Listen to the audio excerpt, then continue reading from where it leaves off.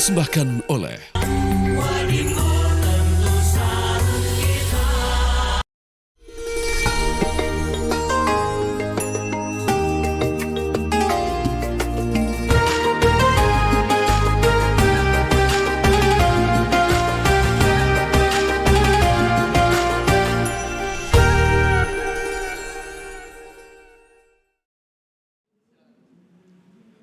Bismillahirrahmanirrahim. Assalamualaikum warahmatullahi wabarakatuh.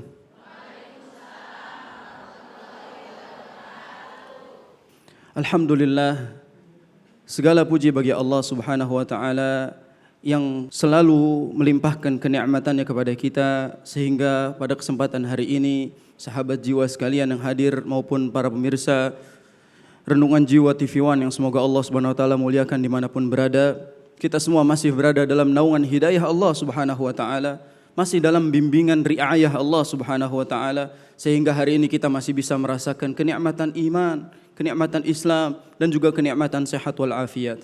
Semoga nikmat yang Allah berikan itu bisa menjadi kekuatan bagi kita untuk menjalankan ketaatan kepadanya. Amin ya rabbal alamin. Sahabat jiwa sekalian yang semoga Allah Subhanahu wa taala muliakan, hari demi hari bergulir begitu cepat. Dari hari ke hari, pekan ketemu pekan, bulan ketemu bulan, bahkan tahun ketemu tahun, itu bergulir begitu cepatnya. Waktu berjalan tak terasa. Al-waktu anfasun la ta'ud. Waktu itu adalah nafas yang tidak akan mungkin kembali lagi. Sehingga kadangkala kemarin yang baru kita lalui itu terasa begitu cepat. Dan kadangkala yang tersisa di antara kita dari masa lalu yang kita lalui adalah hanyalah penyesalan kita. Kita menyesal tidak melakukan ini, kita menyesal sudah melakukan itu. Siapa di antara kita yang tidak memiliki masa lalu? Dan siapa di antara kita yang mungkin tidak memiliki masa lalu yang kelam? Kita adalah manusia. Kita adalah makhluk yang penuh dengan kesalahan. Secara fitrah, kita ini pasti melakukan kesalahan, pasti melakukan dosa. Sampai Nabi kita SAW bersabda, "Kullu bni Adam khata." Semua manusia itu tempatnya melakukan kesalahan. Semua manusia itu selalu berbuat salah. Wa khairul khatta'in at-tawwabun. Dan sebaik-baik orang yang berbuat salah adalah orang yang selalu bertaubat. Jadi bukan soal masa lalunya yang kelam, tapi soal bagaimana kita selalu ingat untuk memohon ampun kepada Allah Subhanahu wa taala. Dan kadangkala kita berpikir kita ini hanya dibatasi oleh masa lalu yang kelam sehingga kita tidak lagi memikirkan masa depan kita. Padahal sejatinya Allah Subhanahu wa taala menanti kita untuk kembali pulang kepada Allah Subhanahu wa taala.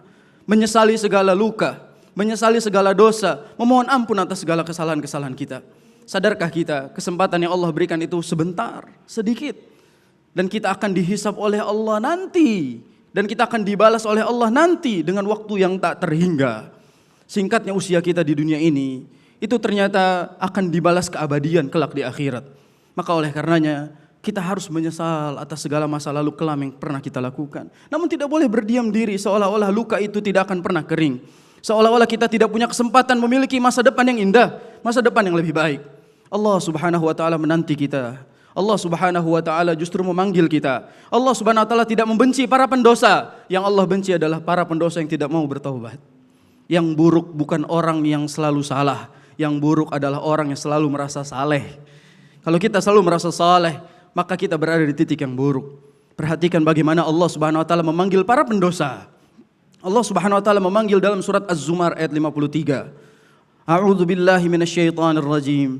Qul ya ibadiyalladzina asrafu ala anfusihim la taqnatu min rahmatillah. Innallaha yaghfirudz dzunuba jami'a. Innahu huwal ghafurur rahim. Sahabat jiwa sekalian, perhatikan ayat ini. Allah Subhanahu wa taala memanggil, wahai hamba-hamba yang melampaui batas. Lihat bagaimana Allah lembut memanggil. Tidak seperti kita, teman kita melakukan dosa, kita panggil dia, pezina, pemaksiat. Tapi Allah panggil kita dengan lembut. Wahai hamba-hamba yang melampaui batas, dengan segala dosa yang kalian lakukan, la taqnatu mir rahmatillah. Janganlah kalian itu pesimis, mengira Allah tidak akan menyayangi kalian. Janganlah kalian mengira bahwasanya Allah akan benci dan murka kepada kalian atas dosa-dosa yang kalian lakukan. Tapi Allah Subhanahu wa taala memanggil dengan lembut. Jangan kalian pesimis dari rahmat Allah Subhanahu wa taala. Sesungguhnya Allah itu Maha Pengampun. Sesungguhnya Allah itu Maha mengampuni seluruh dosa. Tidak ada dosa yang tidak Allah ampuni. Tidak ada dosa yang tidak diberikan kesempatan untuk bertaubat. Innahu huwal ghafurur rahim. Allah itu Maha Pengampun, lagi Maha Penyayang. Sahabat jiwa sekalian, Pernahkah kita mendengar sabda Nabi kita sallallahu alaihi wasallam yang menjelaskan bagaimana betapa lembutnya Allah Subhanahu wa taala memanggil hamba-hamba yang berdosa? Dalam hadis qudsi, Allah Subhanahu wa taala berfirman, "Ya ibadi, innakum tukhti'una bil-laili wan-nahar, wa ana aghfirudz dzunuba jami'a, fastaghfiruni aghfir lakum." Kata Allah Subhanahu wa taala, "Wahai hamba-hambaku, sesungguhnya kalian itu melakukan kesalahan, melakukan dosa pagi dan malam. Setiap waktu kalian melakukan dosa. Akan tetapi aku selalu mengampuni dosa-dosa kalian. Fastaghfiruni, maka beristighfarlah kalian kepadaku, aghfir lakum, maka aku akan ampuni dosa-dosa kalian." Jarak antara kita dengan ampunan Allah hanya terhalang oleh istighfar kita. Jarak antara ampunan Allah Subhanahu wa taala dengan dosa-dosa kita hanya terhalang oleh taubat kita.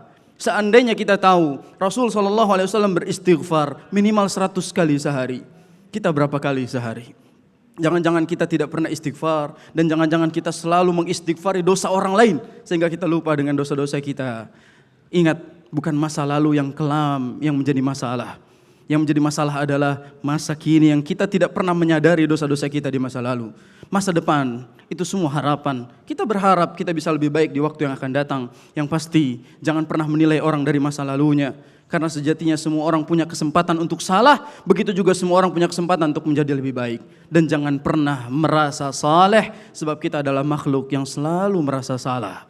Dan teman-teman sekalian, sahabat jiwa yang semoga Allah muliakan, bersihkan hati kita agar Allah Subhanahu wa taala itu menjadikan kehidupan kita ringan. Yang membuat selama ini beban hidup kita terasa berat kita pikul, itu adalah dosa-dosa kita sendiri. Dosa-dosa kita di masa lalu yang membuat ujian hari ini begitu berat. Maka beristighfarlah kepada Allah agar sejatinya kehidupan kita diberikan kelancaran oleh Allah Subhanahu wa taala. Semoga Allah ampuni masa lalu kita, dan semoga Allah jadikan kita semua orang-orang yang bisa memperbaiki keadaan di masa yang akan datang. Barakallahu fikum. Subhanakallahumma bihamdika asyhadu an la ilaha illa anta astaghfiruka wa atubu ilaik. Assalamualaikum warahmatullahi wabarakatuh. Segala puji bagi Allah, salawat dan salam semoga tercurah kepada Rasulullah Sallallahu Alaihi Wasallam. Sahabat jiwa, kembali kita bertemu dalam Renungan Jiwa, tempat kita belajar dan bermuhasabah bersama, mendengarkan untaian hikmah penuh makna dari para guru dan juga tamu inspiratif. Sahabat jiwa, tema kita malam ini adalah tutup cerita masa lalu. Tadi kita sudah mendengarkan tausiah dari Ustadz Muhammad Fikri. Nanti kita juga akan mendengarkan tausiah dari Ustadz Muhammad Asad. Di momen penghujung tahun 2025 ini adalah saat yang tepat untuk kita merefleksikan diri, mengingat pencapaian dan kegagalan kita selama setahun terakhir, serta menyusun kembali rencana ke depan agar kita menjadi orang yang lebih bijak, lebih produktif, lebih bermanfaat bagi orang banyak, sekaligus mendekatkan diri kepada Allah Subhanahu wa taala. Nah, malam hari ini kita akan hadirkan sosok narasumber yang inspiratif, di mana perjalanan hidupnya penuh liku. Ia pernah hidup di jalanan sebagai anggota PANG dan pernah mengalami kegagalan dalam rumah tangga. Namun ia tidak memilih menyerah dan memilih untuk berhijrah demi anak-anaknya. Langsung saja kita sapa narasumber inspiratif kita, Mbak Mega Salsabila, untuk hadir di sini bersama kita. Assalamualaikum Mbak Mega. Waalaikumsalam warahmatullahi wabarakatuh. Halo, apa kabar Mbak Sita? Alhamdulillah sehat, terima kasih. Alhamdulillah, Masya Allah. Terima kasih sudah berkenan hadir dalam Renungan Jiwa TV One malam hari ini. Terima kasih. Mungkin sahabat jiwa di sini sudah beberapa yang familiar dengan Mbak Mega ini karena sudah malang melintang sebagai seorang komika atau stand up komedi ya Mbak ya. Iya, betul. Di layar kaca dan juga podcast. Kapan mulainya berkarir sebagai komika atau stand up komedi ini Mbak Mega? Kalau stand up itu dari 2018. Iya, sampai sekarang. Enggak sering sih, tapi adalah ya. Alhamdulillah. Ada ya, alhamdulillah. Mbak Mega, tapi sebelum mencapai dalam posisi sekarang ini pernah menjalani kehidupan yang luar biasa ya Mbak, penuh liku-liku ya Mbak ya. Bagaimana ceritanya, bagaimana Mbak Mega bisa berhijrah akhirnya, tapi nanti dijawabnya ya Mbak Mega ya. Di segmen berikutnya kami akan kembali usai jeda, tetaplah di Renungan Jiwa yang dipersembahkan oleh Wadimor, tentu sarung kita. setelah aku buka mata aku bilang alhamdulillah ya Allah aku janji nggak gini-gini lagi gitu. Nah mulai dari situ pelan-pelan meniatkan diri untuk kayaknya aku harus lebih baik lagi.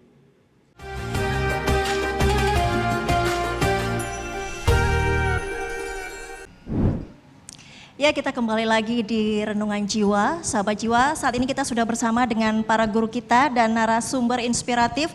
Ada Ustadz Muhammad Asad, Assalamualaikum Ustadz. Ustadz Muhammad Fikri, Assalamualaikum Ustadz. Dan juga narasumber kita Mbak Mega Salsabila. Tadi kita di segmen sebelumnya sudah sempat bertanya kepada Mbak Mega, bagaimana awalnya bisa menjalani kehidupan di jalanan sebagai anak pang, betul ya Mbak Mega ya? Mungkin bisa diceritakan Mbak Mega. Awal mula jadi anak pang. Iya betul. Awalnya sih kayak karena miskin sih kayak. Karena miskin. Katanya kan kemiskinan tuh ujian ya kan, kekayaan juga ujian. Tapi kalau bisa milih kita pengennya diuji kekayaan ya kan sih.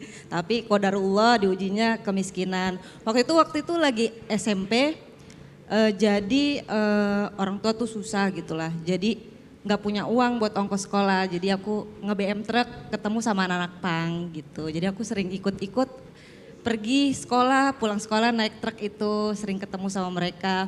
Terus ada momen di mana aku nggak bisa beli buku LKS.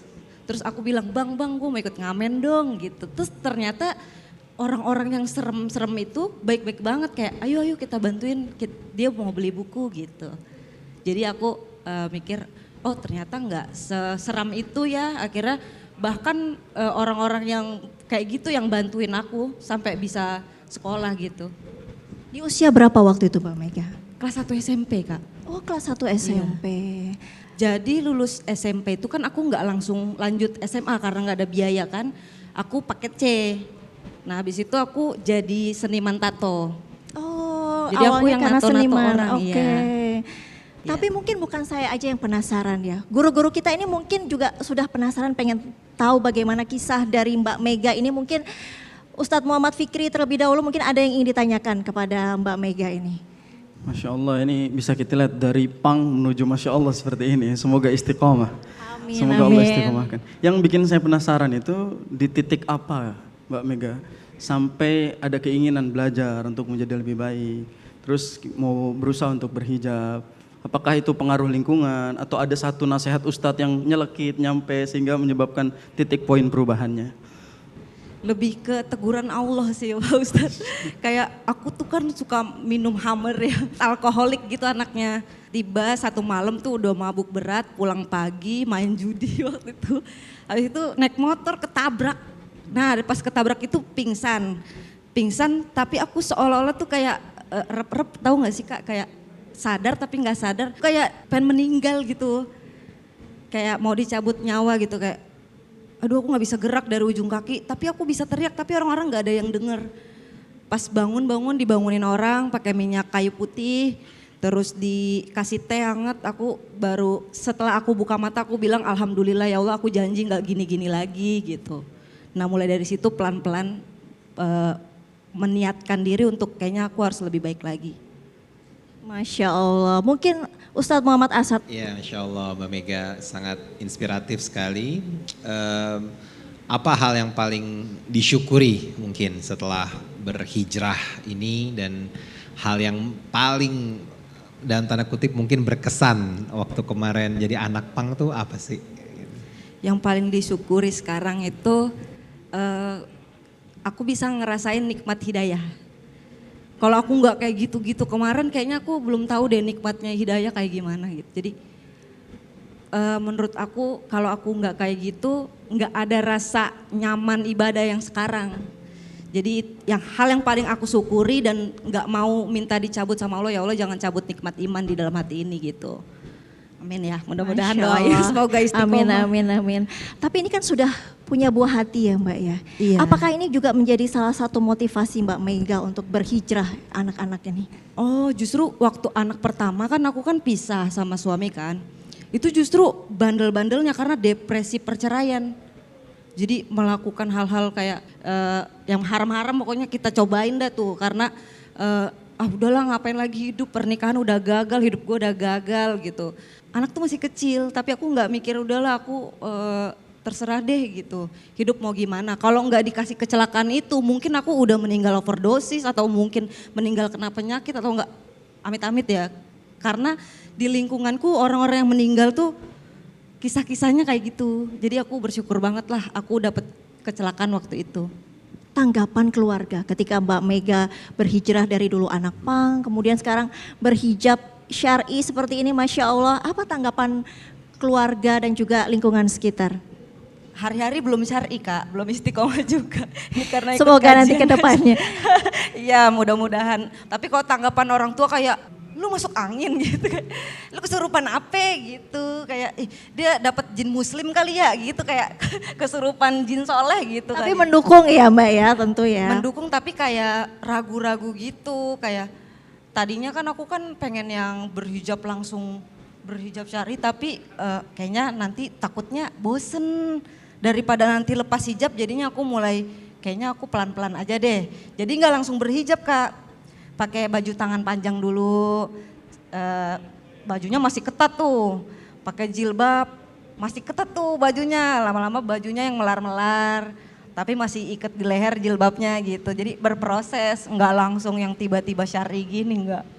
Tapi tanggapan dari teman-teman pang dulu seperti apa?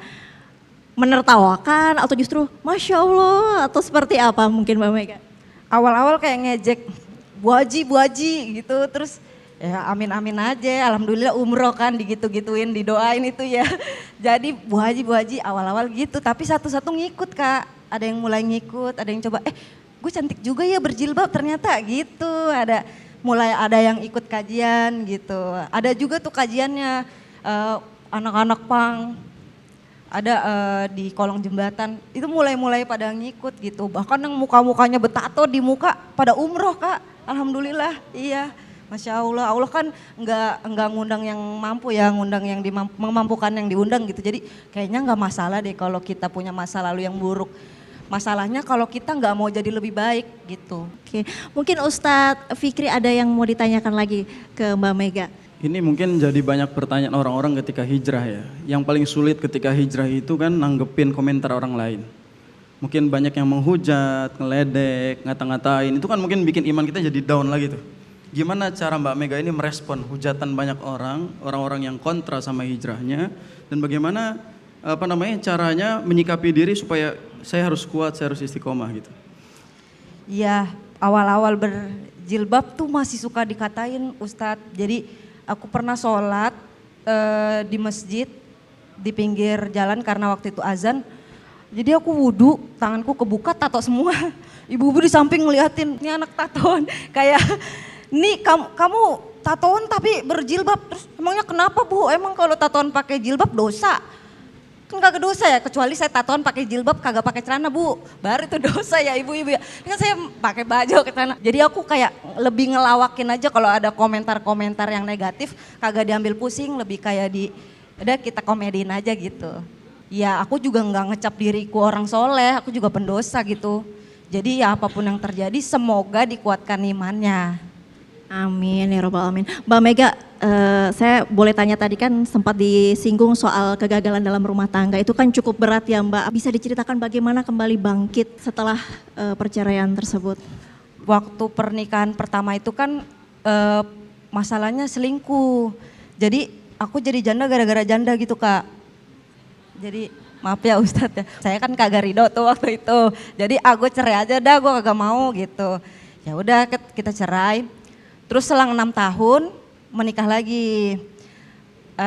Kemarin cobaannya selingkuh, sekarang cobaannya KDRT. Kalau dikasih ujian kan kita bisa memilih bersabar atau enggak sabar. Kalau saya enggak sabar Bu, saya cerai aja nggak apa-apa 2 kali. Yang penting niat kita baik ya, maksudnya anak-anak kita sekolahin, kita besarkan dengan rezeki yang halal. Masalah suami enggak menafkahi anak ya itu terserah dia, urusan dia sama Allah.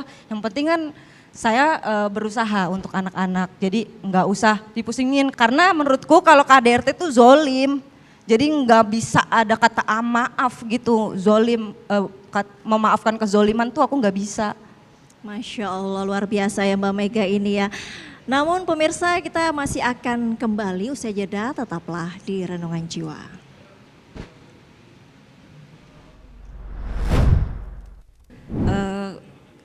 aku bisa ngerasain nikmat hidayah. Kalau aku nggak kayak gitu-gitu kemarin, kayaknya aku belum tahu deh nikmatnya hidayah kayak gimana gitu. Jadi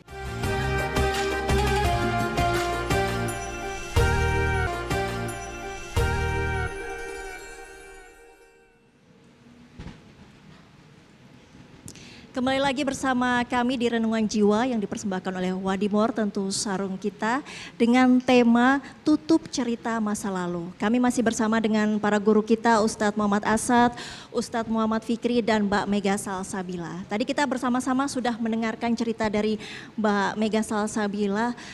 Mbak Mega, mungkin bila bisa menyampaikan suatu pesan untuk sosok Mbak Mega di masa lalu ketika masih menjadi anak pang, apa yang ingin disampaikan Mbak Mega pada diri Mbak Mega yang sebelumnya? sampai sekarang masih pang. Sampai sekarang masih pang.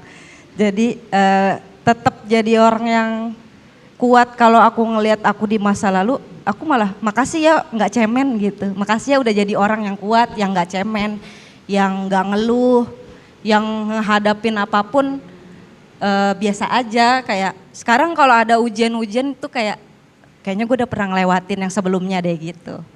Pernah melewati yang lebih berat lagi ya, Mbak Mega ya, Masya Allah. Ustadz Fikri mungkin tadi sudah mendengar cerita Mbak Mega, ada yang ingin disampaikan kepada Mbak Mega mungkin? Baik, Masya Allah. Ini yang paling penting dan paling sulit dijaga ketika hijrah itu sebenarnya niat yang ikhlas. Bagaimana keikhlasan kita ketika berubah itu harus karena Allah Subhanahu wa taala, itu yang membuat hijrah kita bertahan. Makanya para ulama punya bahasa maka lillahi yabqa. Apa-apa yang karena Allah itu pasti akan abadi.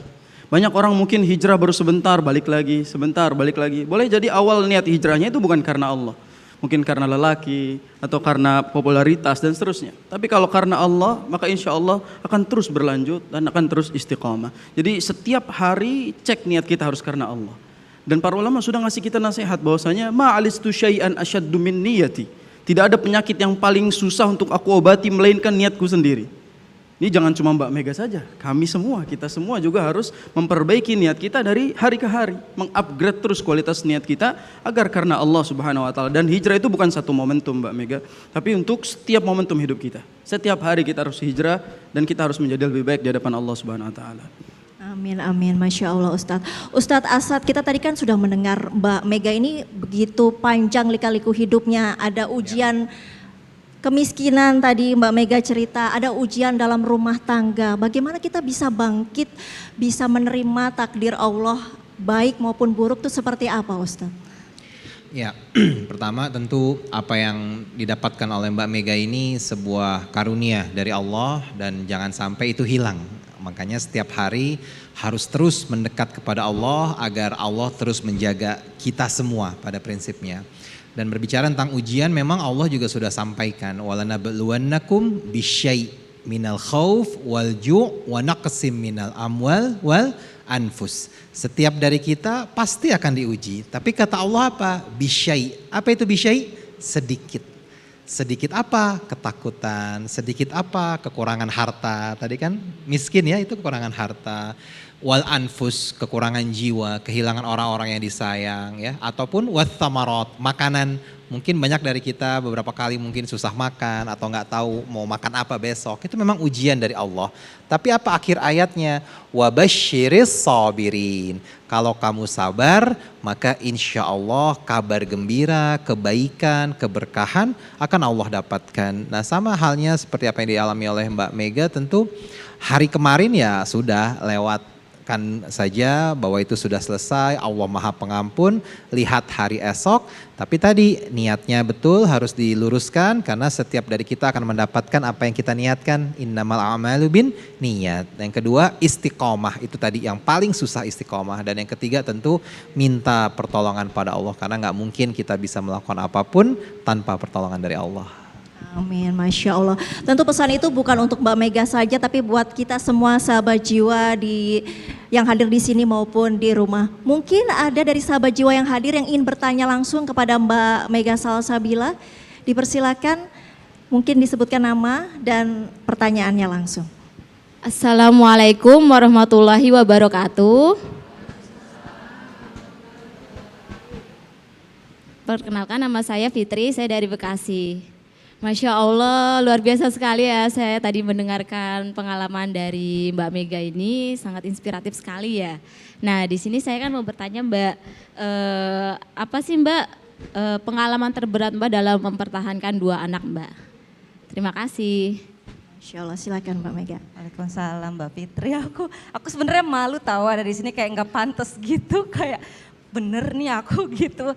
Ada buat inspirasi orang, kayaknya nggak ada yang inspiratif dari hidup ini gitu. Tapi kalau bertahan membesarkan anak-anak, sejujurnya nggak sebertahan itu Mbak. Aku pernah hampir putus asa, hampir mau masuk pekerjaan yang tidak halal gitu, kayak ya Allah aku nggak tahu lagi nih mau ngasih makan pakai apa gitu.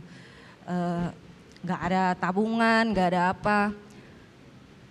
Tapi alhamdulillahnya itu aku bersyukurnya tuh setiap di ujung aku tuh selalu dikasih pertolongan. Kalau itu di flashback lagi ke belakang, aku tuh orangnya emang suka nunda-nunda sholat, nunda-nunda kebaikan. Jadi kayak Allah tuh nolonginnya udah di ujung banget. Kayak aku tuh kalau mau sholat asar udah mau maghrib gitu. Nah kayaknya itu karena kesalahanku sendiri gitu. Jadi sekarang aku pengen gimana caranya sebelum Allah panggil aku udah datang. Jadi kalau aku butuh pertolongan, Allah udah ada. Bahkan aku nggak perlu minta, udah disediain. Apalagi kalau anak niatnya karena Allah kan, kita bekerja karena pengen menafkahi anak karena Allah, niat kerja pengen cari rezeki yang halal karena Allah, itu nggak mungkin banget Allah bikin kita kecewa, nggak mungkin banget Allah bikin kita lapar sampai meninggal, tuh nggak mungkin. Allah tuh nggak bakalan zolim sama kita. Gitu. Masya Allah. Mbak Mega, tentu anak-anak ini menjadi salah satu motivasi terbesar Mbak Mega ya untuk terus bangkit, terus menjadi lebih baik. Apa doa dan harapan Mbak Mega untuk anak-anak, untuk masa depan mereka sendiri? Aku kalau minta sama Allah tuh pengennya anak-anak takut Allah aja Mbak. Karena kalau mereka takut Allah pasti dia jaga akhlak, pasti dia sayang sama aku, pasti dia memuliakanku. Pasti kalau dia berumah tangga dapat memuliakan istri atau suaminya, akur sama mertua, sama saudara saling menyayangi. Kuncinya pokoknya ya Allah, anak-anak aku takut sama Engkau aja. Kalau takut sama Allah pasti takut sama aku juga. Pasti takut buat aku nangis, pasti takut buat aku kecewa kalau udah takut sama Allah. Jadi doanya itu aja yang diulang-ulang. Semoga aku sebutin namanya satu-satu. Aku minta sama Allah di dalam hatinya dikasih rasa takut kepada Allah. Mungkin saya ingin meminta tausiah dari Ustadz Muhammad Asad. Ustadz, ini kan Mbak Mega ini kan kondisi bisa dibilang keluarganya tidak utuh ya. Bagaimana menjaga komunikasi antara keluarga anak-anaknya, 2 anaknya tetap baik dengan Mbak Mega, dengan ayah-ayahnya. Mungkin ada pesan atau seperti apa Ustadz? Baik, ada namanya mantan suami, ada namanya mantan istri, tapi tidak ada namanya mantan anak. Jadi anak itu adalah amanah yang Allah berikan kepada orang tuanya. Titipan, kita kalau diberikan titipan harus dijaga dengan sebaik-baiknya. Apalagi yang menitipkan Allah. Masalah orang tuanya ya tentu hidup pasti ada masalah, dan perceraian kan juga tentu dibolehkan ya, meskipun itu sesuatu yang dibenci oleh Allah. Tapi Allah juga sudah turunkan ayatnya tentang at-talaq gitu ya, tentang talak, tentang perceraian. Sehingga perceraian itu tentu boleh jika memang membawa kebaikan, kemaslahatan untuk keduanya. Tapi bagaimana dengan anak? Anak tentu adalah tanggung jawab orang tuanya.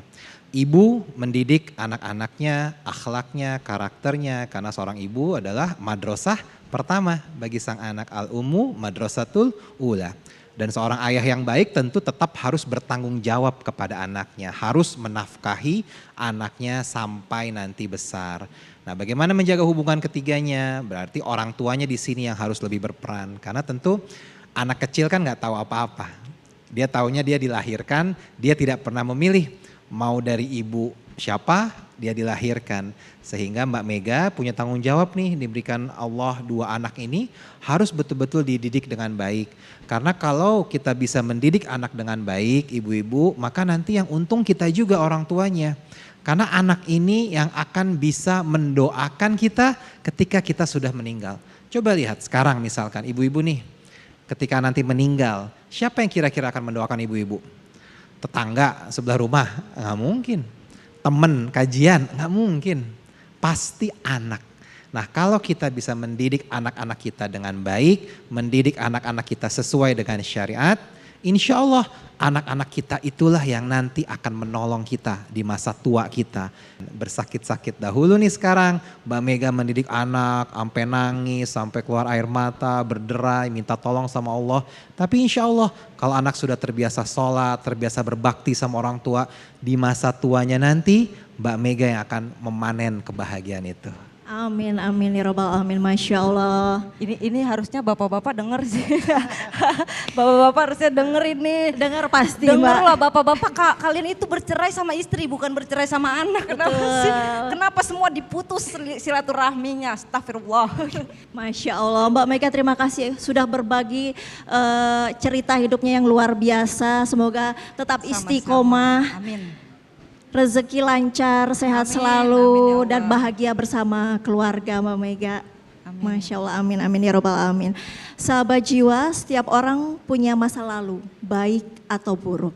Sebaik-baik orang adalah yang menjadikan masa lalunya sebagai pelajaran untuk terus berbuat baik dan bertobat dari kesalahan serta fokus kepada amal baik di kehidupannya saat ini. Tetaplah bersama kami dalam Renungan Jiwa sesaat lagi. Makanya tahun baru insya Allah harus punya semangat baru, mindset yang baru ya. Karena Islam itu mengajarkan optimisme ibu-ibu. Islam tidak pernah mengajarkan pesimis.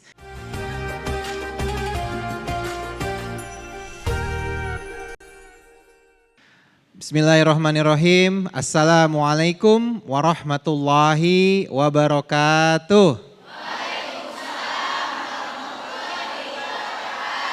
Masya Allah, sehat semuanya ini ya? Alhamdulillah. Sudah siap menyambut tahun baru? Siap, insya Allah. Tahun baru 2026 ya.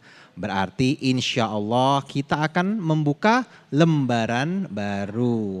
Yang lama kita tutup, yang jelek-jelek kita wah, yang baik-baik kita tambahkan. Karena kata Nabi SAW, man kana yaumuhu khairan min amsihi fahuwa rabih.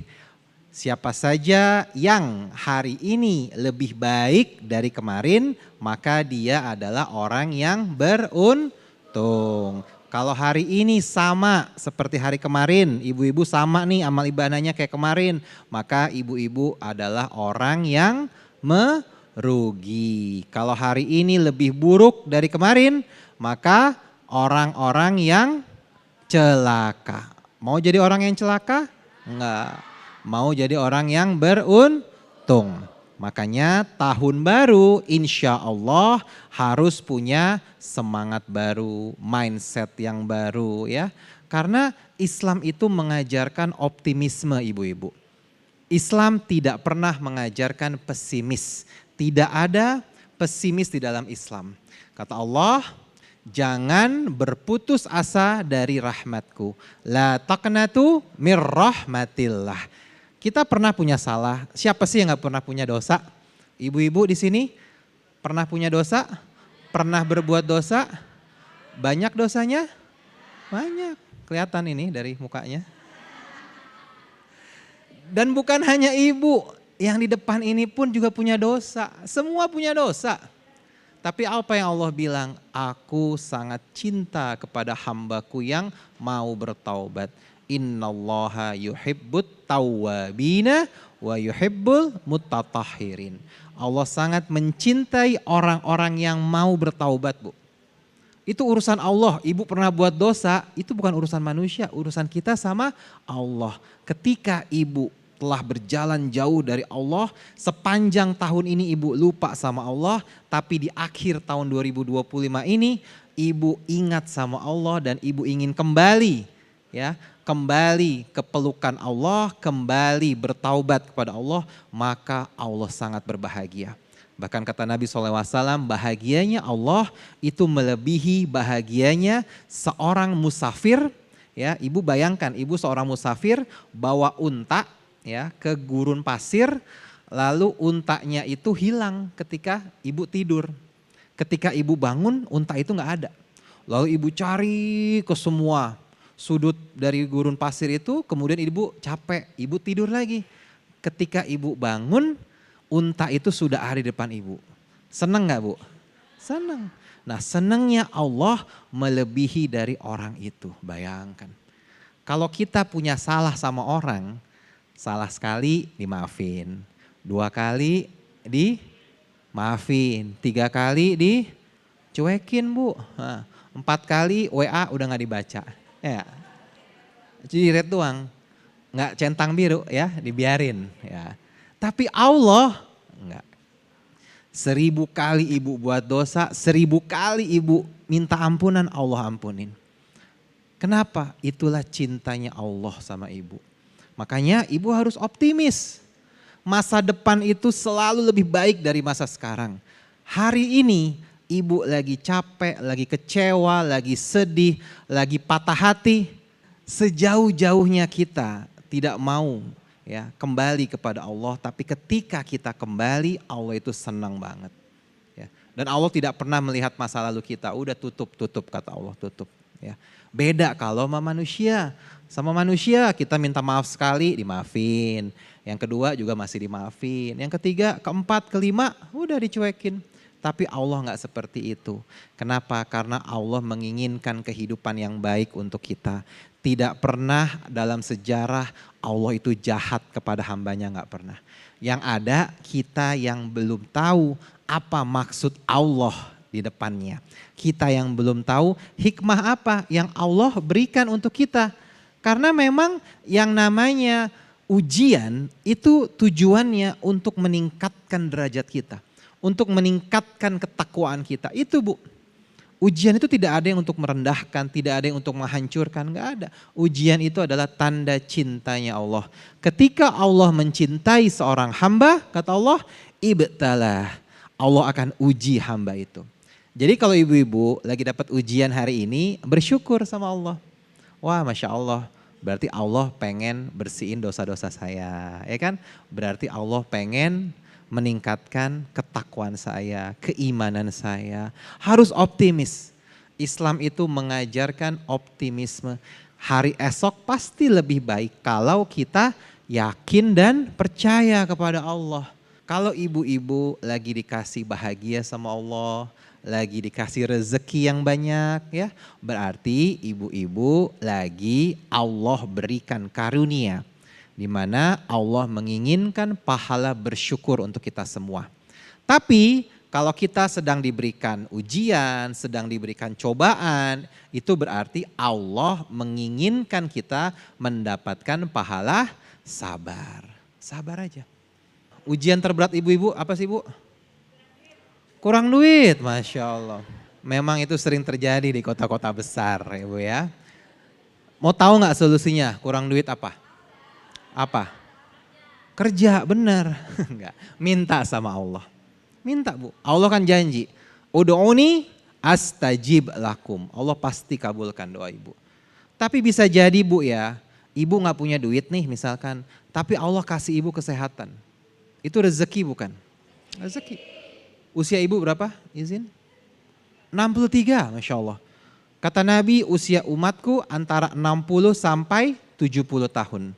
Dan yang melewati itulah di atas 70 tahun yang bisa mendapatkan karunia. Masya Allah, ibu usia 63 tahun masih bisa hadir hari ini, masih bisa berdiri, masih bisa jalan sehat, masih bisa senyum. Bayangkan, betapa banyak orang-orang yang usianya mungkin, mohon maaf, di bawah kita, betul ya?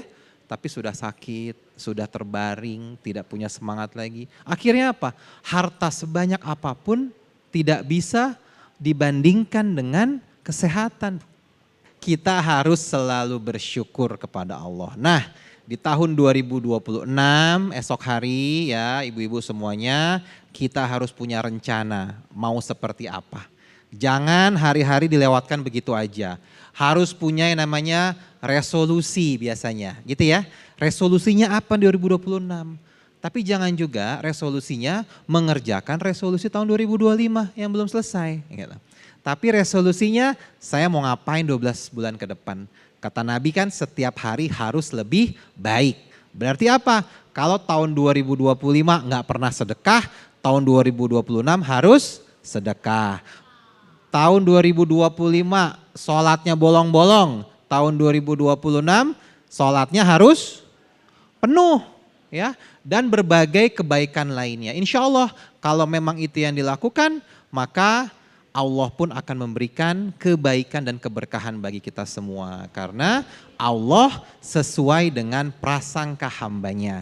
Dan Allah tidak akan mengubah nasib suatu kaum sebelum kaum itu mengubah nasibnya sendiri. Innallaha la yughayyiru ma biqaumin hatta yughayyiru ma bi'anfusihim. Jadi kita sambut tahun 2026 dengan penuh kebaikan, insya Allah keberkahan akan kita dapatkan. Barakallah. Masya Allah, tadi kita sudah mendengarkan tausiah dari Ustadz Muhammad Asad. Di segmen berikutnya kita akan memberikan kesempatan bagi sahabat jiwa yang hadir di sini untuk bertanya langsung kepada guru-guru kita. Jangan kemana-mana, tetap di Renungan Jiwa. Bisa hidup tenang. Saya selalu terbayang-bayang sama masa lalu itu. Bahkan selalu berusaha ingin mengakhiri hidup, tapi takut.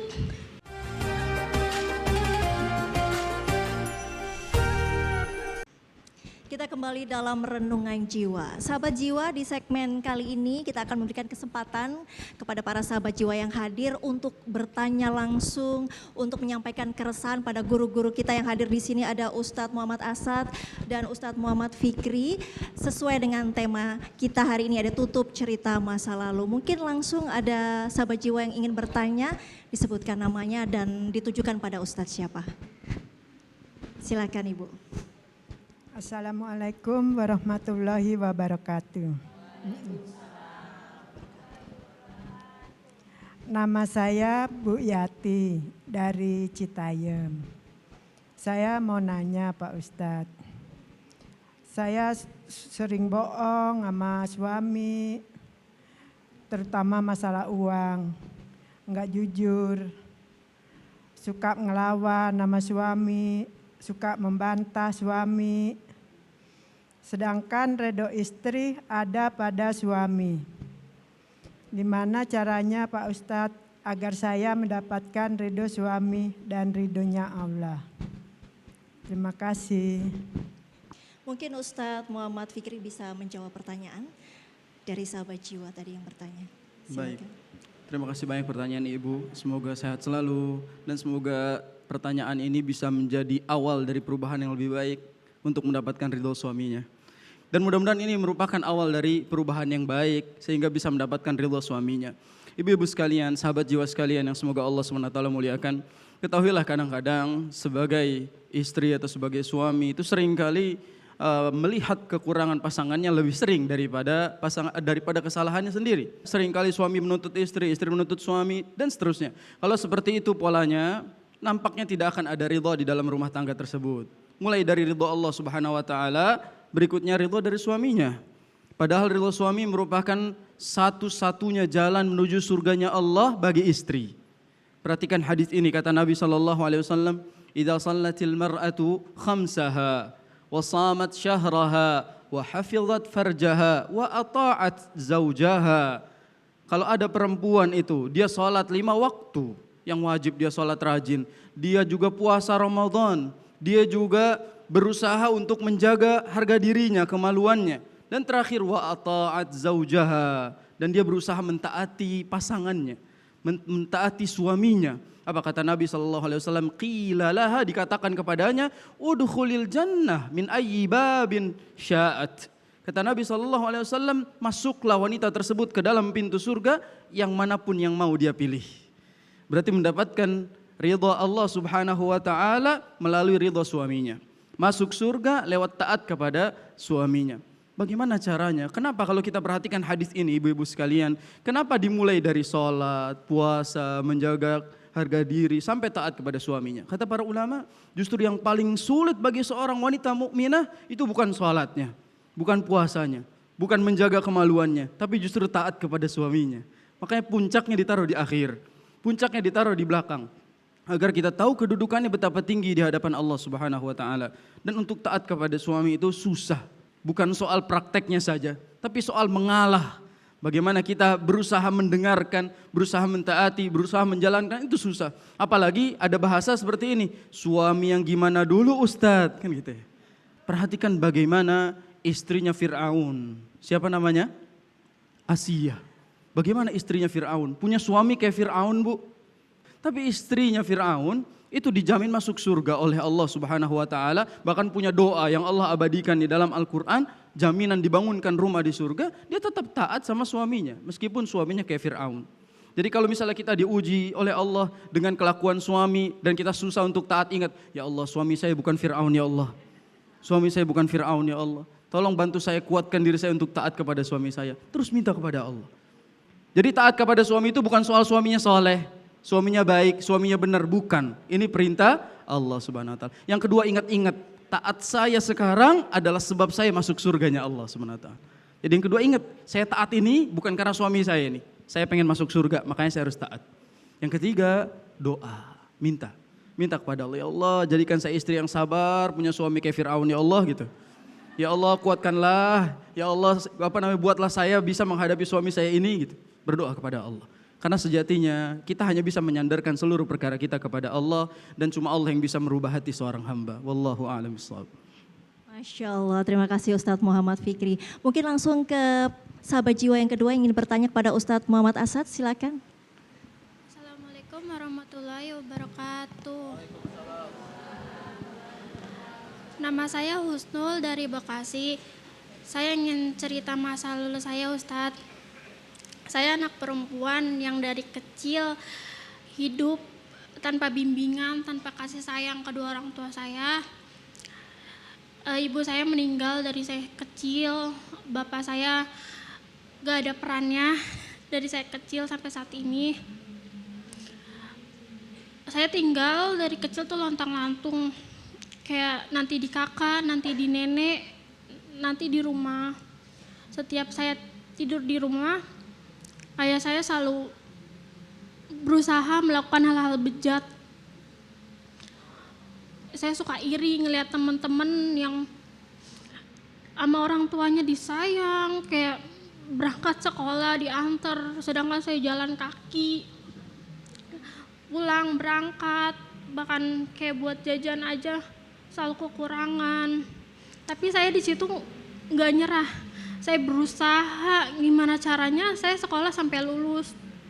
Pas SMP saya giat sekolah, belajar terus-terusan sampai saya dapat ranking terus. Pas itu saya cerita ke keluarga saya, diabaikan, gak ada yang peduli sama sekali. Nah, pas lulus SMP akhirnya ya udah saya biarin dah, gak mau belajar lagi. Pas SMA-nya saya di situ udah mulai bader. Saya ngerasa gak pernah beruntung. Kadang suka iri sama anak-anak di luar sana yang bisa punya keluarga harmonis, dapat kasih sayang dari orang tuanya. Saya ingin bertanya, Ustadz, gimana caranya saya bisa hidup tenang? Saya selalu terbayang-bayang sama masa lalu itu. Bahkan selalu berusaha ingin mengakhiri hidup, tapi takut. Itu. Terima kasih. Assalamualaikum warahmatullahi wabarakatuh. Luar biasa cerita dari Mbak Husnul ya Mbak. Mungkin Ustadz bisa dijawab. Baik, Kak siapa namanya? Husnul ya, semoga Allah merahmati Kak Husnul. Tentu setiap hidup itu tadi kita belajar ada ujiannya ya. Tapi yang harus dipahami adalah setiap ujian pun tidak akan pernah keluar dari kapasitas kemampuan sang hamba. Kan Allah bilang, la yukallifullahu nafsan illa wus'aha. Jadi setiap dari kita pasti diuji, tapi ujiannya pun tidak mungkin keluar dari kemampuan dan kapasitas kita. Ketika mendengar cerita Kak Husnul, tentu kita semua terenyuh, kita semua merasakan betapa sakit dan perihnya. Tapi yang harus kakak pahami bahwa Allah itu akan selalu ada dan tidak akan pernah meninggalkan kita semua. Setiap hari Allah sibuk mengurus kita semua tanpa merasa berat sedikit pun. Kulla yaumin huwa fi sya'an. Setiap hari Allah sibuk ngurusin hambanya. Kita semua ini diurusin sama Allah. Termasuk kakak, termasuk ibu-ibu, termasuk saya. Semuanya diurus sama Allah. Sehingga tidak boleh ada patah hati, kekecewaan, bahkan mungkin mempertanyakan Allah. Atau mungkin bertanya, ya Allah kenapa nih kok hidup saya begini banget? Seandainya saya nggak dilahirkan dari ayah yang seperti itu, mungkin hidup saya nggak seperti ini. Nggak boleh. Kata Nabi, man asabaka syai' fala taqul law. Jadi ketika kita mendapatkan musibah ataupun sesuatu yang tidak membuat nyaman hati kita, maka kita dilarang mengucapkan law. Apa itu law? Seandainya. Nggak boleh. Kenapa? Karena kata seandainya hanya akan menghilangkan rasa syukur kita. Seandainya akan membuat syaitan masuk dan membuat hidup kita justru lebih berantakan. Tapi apa yang harus kita ucapkan? Qadarullah wa masya'a fa'ala. Ini semua adalah ketentuan Allah, qadarullahnya Allah. Tapi manusia juga diberikan akal dan pikiran, Kak. Ya, kakak dulu masih kecil mungkin belum mengerti apa yang dilakukan oleh orang tua. Tapi Al-Quran juga sudah memberikan guidance yang sangat lengkap. Ya, Al-Quran adalah hudan, petunjuk. Banyak baca Al-Quran, Kak. Insya Allah itulah petunjuk yang paling komprehensif dan paling lengkap untuk hidup kita. Jangan pernah menyerah lagi, jangan pernah mempertanyakan masa lalu lagi. Karena itu pasti sudah ada rahasia di baliknya.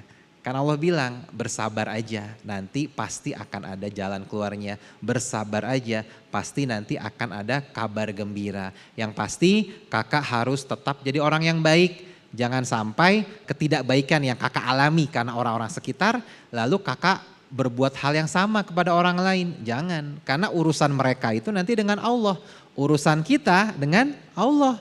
Jadi kita tetap saja di jalurnya, minta sama Allah, berdoa sama Allah, memohon pertolongan sama Allah.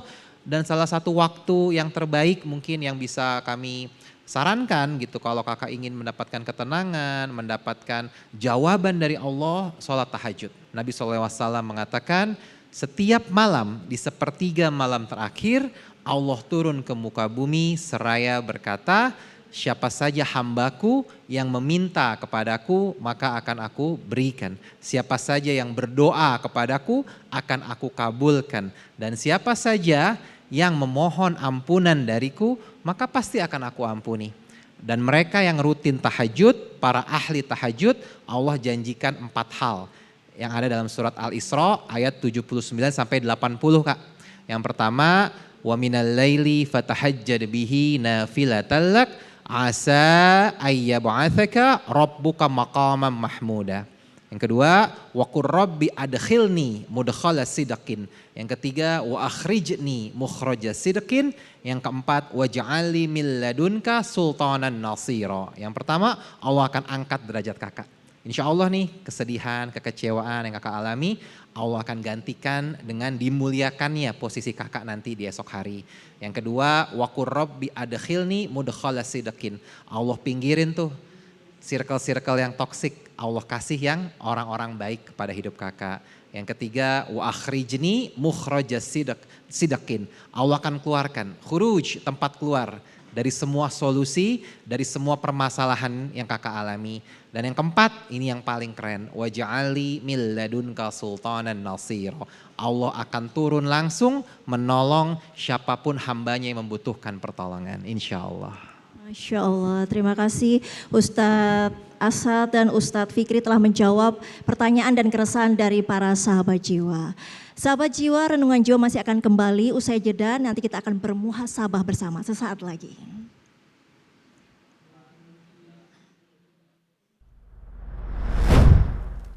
Muliakanlah kami di atas naungan hidayah-Mu ya Allah. Istiqomahkanlah kami di atas perubahan yang baik ini. Rabbana atina fid dunya hasanah wa fil akhirati hasanah wa qina azabannar.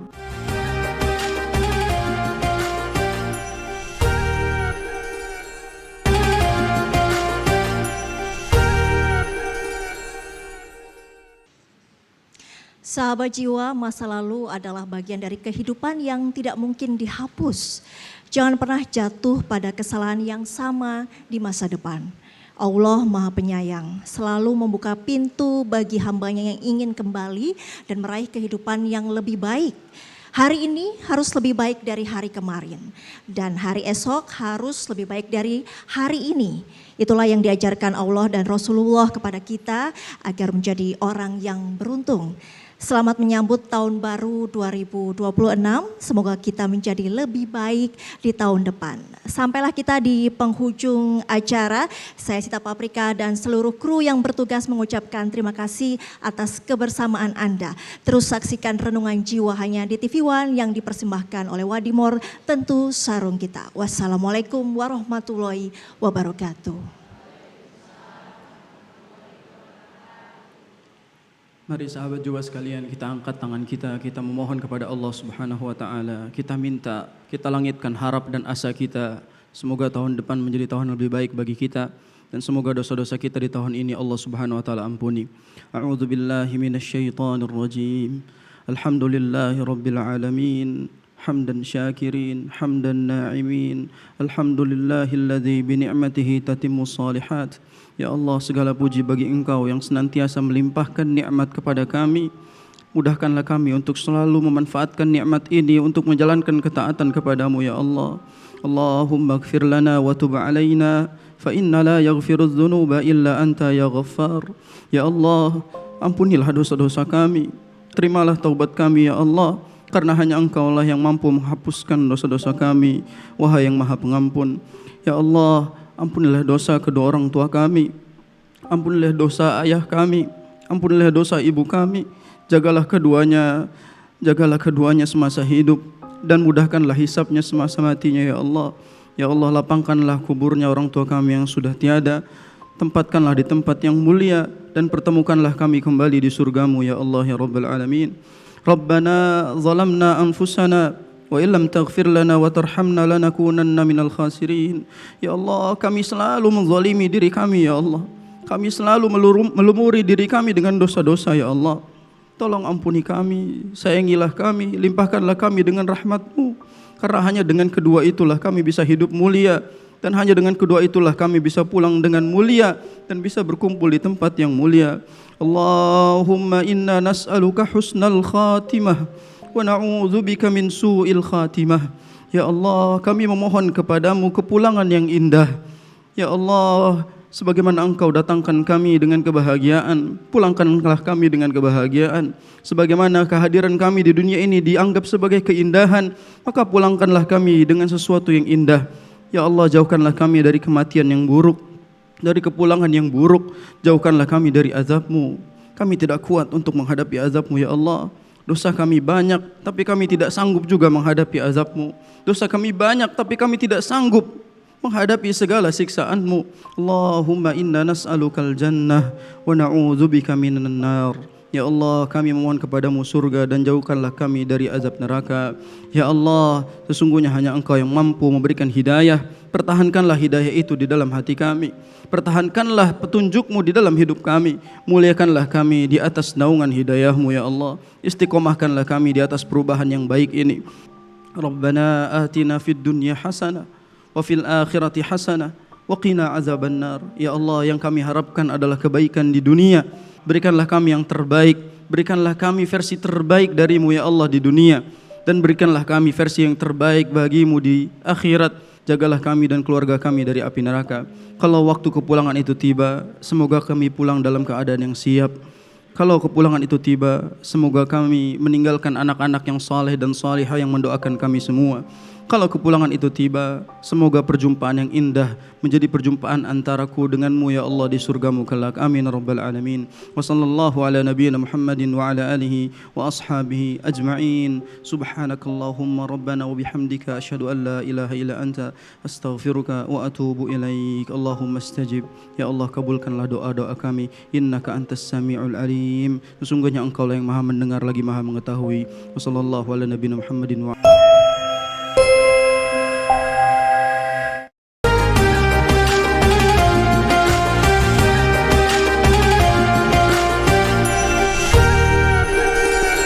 dipersembahkan oleh